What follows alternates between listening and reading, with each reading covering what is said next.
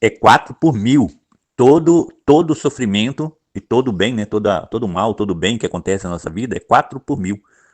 Tá no segundo mandamento de Deus. É 4 por mil, entendeu? 1000 vezes a gente colhe o bem, enquanto 4 vezes colhemos o mal. A proporção de Deus é essa. Está escrito no segundo mandamento. Então tudo aquilo que você planta, né?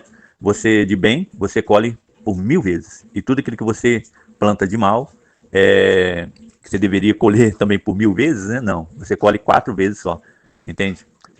Se você for olhar em outras proporções, de outra forma, de outro cálculo, é como se Deus dividisse, multiplicasse o seu bem 1000 vezes e dividisse 1000 vezes por 4, entende?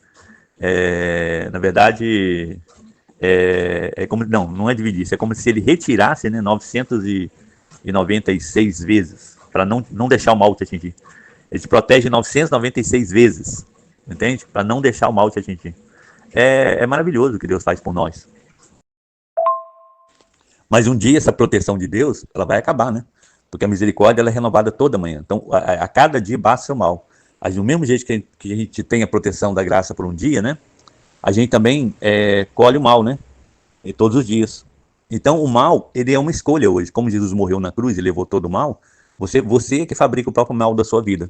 Você fabrica o mal todo dia na sua vida. Se você não quiser fabricar o mal todo dia na sua vida, você quiser ter paz plena, sem problema algum, sem dor, sem doença, sem câncer, sem diabetes, sem briga familiar, sem filho drogado. Se você não quer ter nenhum mal na sua vida, você tem que deixar de viver na carne e viver em espírito, que é a adoração.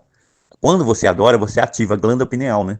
Porque as frequências das músicas de louvores, não todas, tá? Mas frequências de música de louvores, elas ativam diretamente a glândula pineal. Quando você ativa diretamente a glândula pineal, o espírito, ele entra pela glândula pineal, a consciência, porque o espírito é luz, então ele entra pela glândula pineal. E ao entrar pela glândula pineal, ele vai ao coração, ele lava o coração, ele lava, e ele nos comove.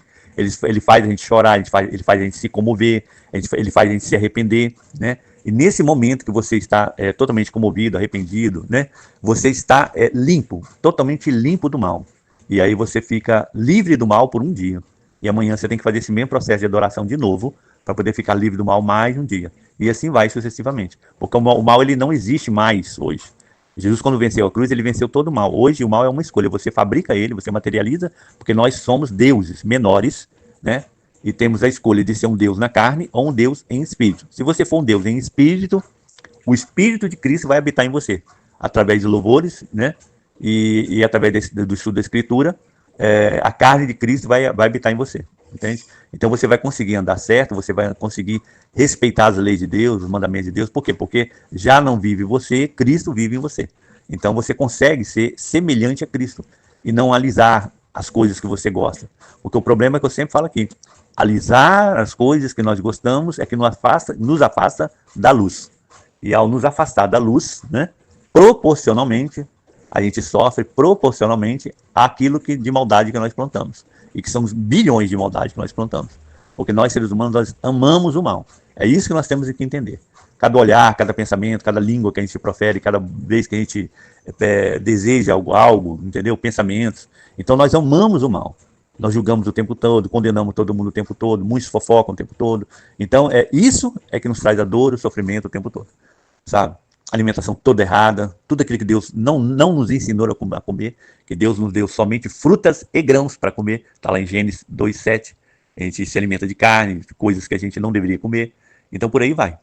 Então, saber adorar, saber essa dependência que a gente tem de Deus todo dia, que é impossível, para mim é impossível viver um dia sem adorar, porque eu já não tenho força mais.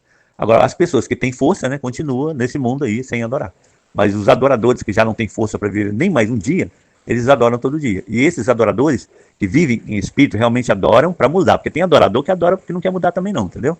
Então os adoradores que estão cansados, que realmente vivem em espírito, eles não sofrem mais, porque não existe mais mal para esse tipo de pessoa.